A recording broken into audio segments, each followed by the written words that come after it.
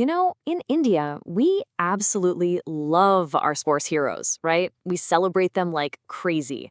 But what if I told you that behind all the cheering and the headlines, there's this huge hidden imbalance? It's like an uneven playing field that creates two completely different worlds for our athletes. And today, we're going to get right into what that disparity looks like. Welcome to Vibe Sense. All right, let me ask you something. Picture this. You're a top athlete in India. What do you go for? A gold medal, bringing glory to the nation, or a multi-million-dollar contract that sets you up for life? Kind of seems like a tough call, right? Well, here's the thing. For most Indian athletes, that's not even a real choice. It's a total fantasy. They dedicate their entire lives to winning that medal, but that world of big money contracts, it's just completely out of reach. So that gap between winning for your country and actually being financially secure, it's not just a gap, it's turning into a massive canyon. So, let's get into it. First up, India's two sporting worlds. And believe me, it really is a tale of two trophies and two completely different paths for the athletes who win them. Okay, so on one hand, you've got your cricket superstar. Their career is basically powered by the money-making machine that is the BCCI and the IPL. We're talking non-stop endorsements, total financial security. But then, on the other hand, you have a medal winner from pretty much any other sport. Their big prize for all that hard work? Often it's a government job with the railways or the police. They're relying on one-off payments and sometimes even have to ask the public for help. It means their whole career is just this constant state of financial uncertainty.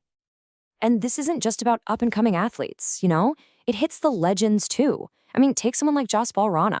This guy is a legendary shooting coach. His athletes have won tons of medals, and yet he had to come out and publicly say he needed a job. A job. If a coach at that level is struggling, just imagine what it's like for everyone else. So the big question is, why? Why is this gap so huge? Well, to really get it, we need to follow the money, the media, and the mandates that basically run the whole show. Look, it really boils down to one simple thing. Money follows eyeballs. And in India, all the eyeballs are on cricket. The amount of money the BCCI and the IPL pull in, it just completely dwarfs the budgets for every other sport, and even the government's sports budget. It's created this cycle where cricket just keeps getting richer and richer, and everyone else gets left in the dust. And a lot of this financial divide comes from how things are set up. The BCCI, it's basically its own commercial powerhouse, making its own money, driving its own growth. But most other sports federations, they're stuck depending on government grants. They're often tangled up in red tape and have almost no power to make their own commercial income. It's not just an uneven playing field, it's like they're playing two totally different sports with different rule books.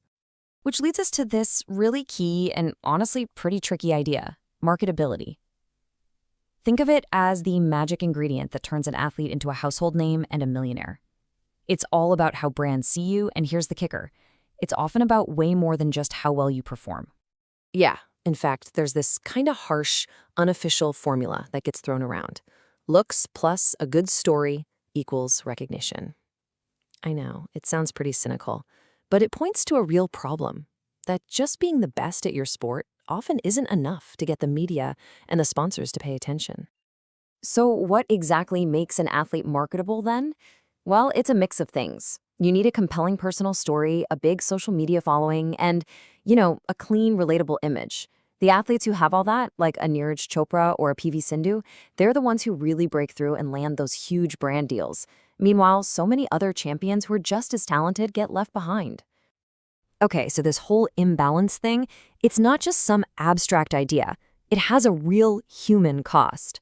So next, let's talk about the actual price that athletes end up paying. For many athletes, the struggle is just a part of daily life. We're talking delayed payments, not getting the best medical care, and just immense mental stress from not knowing where the next paycheck is coming from. Then you add in things like inconsistent coaching and selection processes that nobody can make sense of. It's a system that feels like it's actively working against you. And that pressure, it lasts for their whole career. Think about it. Talented kids see this struggle and decide to go for a more stable career. When athletes are at their absolute peak, they're depending on those government jobs, not on income from their performance. And then retirement comes. And trying to start a new life with no financial safety net, it's incredibly tough. It's just a completely different reality from what a retired cricket star faces. Now, I know all of this sounds pretty discouraging. But here's the most important thing to remember. This isn't set in stone. The system is broken, but it can be fixed. Change is absolutely possible.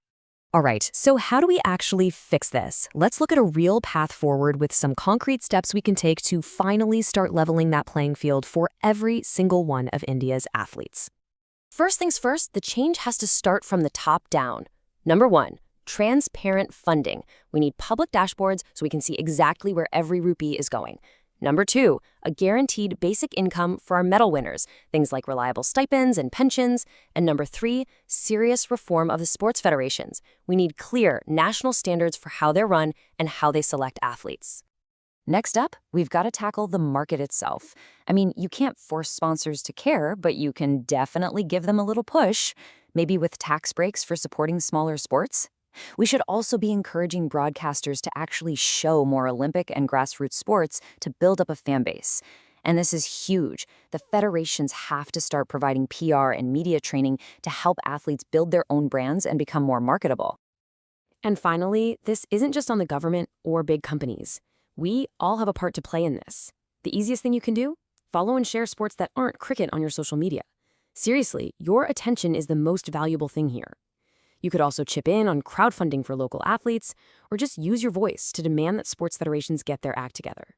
Because at the end of the day, the system we have is just a reflection of what we choose to watch, what we choose to follow. The money, the media, they just follow our eyeballs. Which really just leaves us with one big question. Who will we as a country choose to celebrate next?